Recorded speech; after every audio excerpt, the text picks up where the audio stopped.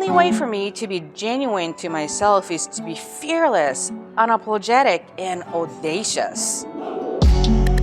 The Camille series now has 4 wines, and what I really love is now seeing these 4 side by side, how the story just continues to grow, the story of strong women who are being true to themselves, especially with this wine.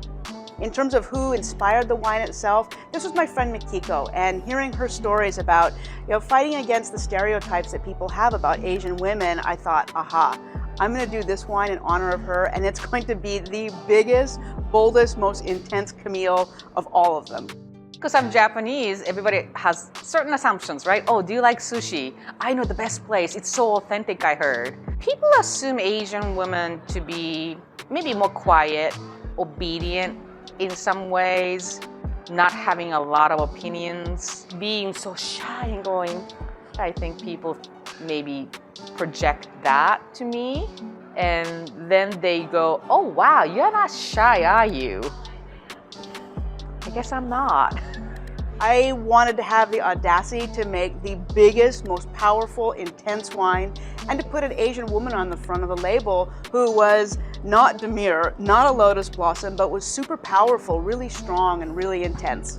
In crafting this wine, I was thinking about what are the biggest, darkest, most intense wines on the planet. What I ended up with was a Shiraz-based wine. This is 75% Shiraz and 25% Cabernet Sauvignon from the south of Australia, around the Barossa Valley, which is very famous for making these big, powerful wines.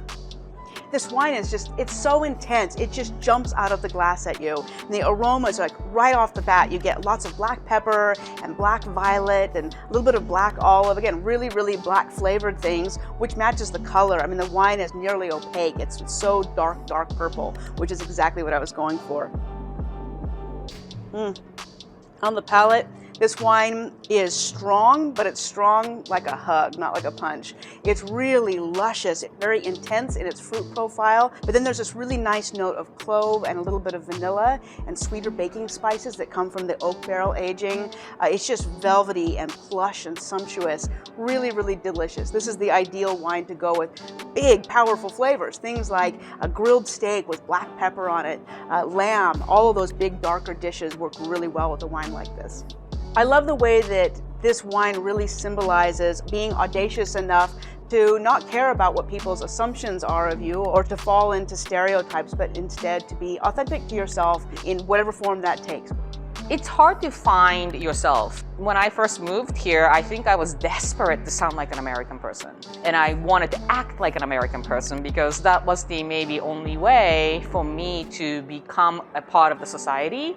I don't think I understood what authentic meant. It's not about changing who you are so much. I think it's sometimes about learning how to trust yourself, like what's in you. I just needed to discover who I really am and who's me, what I'm comfortable with. Being unapologetic, being true to myself, and not be so concerned about what other people think. Being me was enough.